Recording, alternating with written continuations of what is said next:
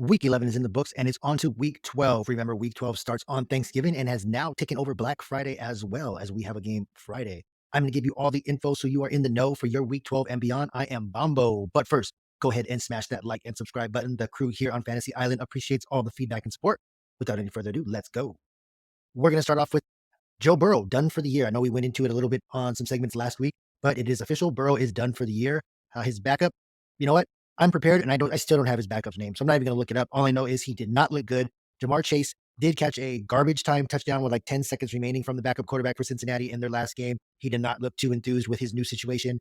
Honestly, I wouldn't be too enthused either. If I had any stock in the Bengals right now, I'm going to go out on a limb, but not really, and say fade all Bengals, including Joe Mixon. I think defenses are going to try to make this quarterback beat him through the air, and we have a hurt T. Higgins.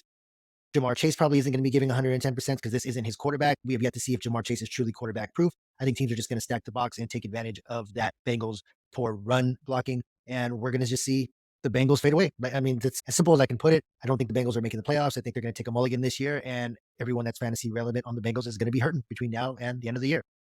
And some injury news. We still have Derrick Carr as of recording today, which was Tuesday of week 12. Derrick Carr is still in concussion protocol. They try to downplay the shoulder injury, but, still being in concussion protocol, still dealing with a shoulder injury from earlier in the year. That means to the rescue may be old Jameis Winston. If Jameis Winston ends up starting this week for the Saints, go ahead and fire up Chris Olave everywhere that you have him. Jameis Winston came in the game in relief of a hurt Derrick Carr in week 9, immediately started targeting Chris Olave. Chris Olave also had a amazing acrobatic catch in that game. Just know this with Jameis Winston, with the 2 touchdowns he threw, he also threw 2 interceptions in half a game. So back to being old Jameis. So you want to leave Jameis Winston. You want to leave Jameis Winston on the waiver wire. Don't pick him up even in a spot start. For all the good you can get with him, you're going to get just as much bad. But Chris Olave is a must start if Jameis Winston is behind center, especially with the news that Michael Thomas is now going on IR. I think Michael Thomas's time in New Orleans is just about done.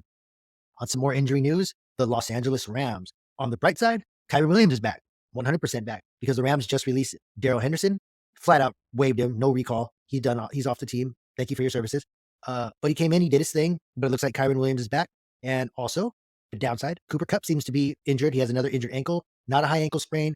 Rumor is he could have came back into the game last week. They just didn't want to risk it. It didn't feel right. They may take their time with Cooper Kupp and bringing him back. So what does that tell you? Well, see the Rams back week 1 through 5 when Kupp was out. It was a big dose of Kyron Williams, an even bigger dose of Puka Nacua. If you have Kyron Williams or you have Puka Nacua, you should be really happy because it looks like the Rams are going to go back what gave them early season success. That's running the ball, dumping it off to Kyron Williams and targeting Puka. Another week 12 tidbit. Looks like the Bears offense is alive now. We got a healthy Justin Fields, and a healthy Justin Fields means DJ Moore is back in the high-end wide receiver 2 with wide receiver 1 upside spot. Fields is a top 12 quarterback going forward. I think we've said it before on the show. He is right now currently auditioning for this job. The Bears have that draft capital. Do they want to turn the keys over to a new signal caller? Will they write it out with Justin Fields? Who knows? But Justin Fields, he's going to be a starter in this league, regardless if it's for Chicago or for another team next year. Expect him to ball out the rest of the season. Buy in on Justin Fields and DJ Moore rest of the season. Another devastating injury from week 11. Mark Andrews is done for the year. There is some talk that the Ravens may be able to bring him back if they go on a deep playoff run, but our fantasy seasons will be over by then.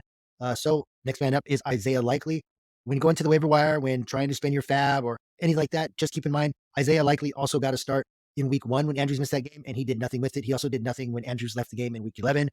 I know you want to think that he is the handcuff to Andrews, but this is a new offense, and it looks like Lamar is trusting his other weapons and spreading it around. Also, I expect with Andrews going down, there being more of the short and intermediate pass game to running backs, especially with Keaton Mitchell doing what he's doing. So, picking up Isaiah Likely may seem like an oasis, but it could be a mirage by everywhere. Other injury news, looks like Kenneth Walker's hurting from Mitchell doing what he's doing.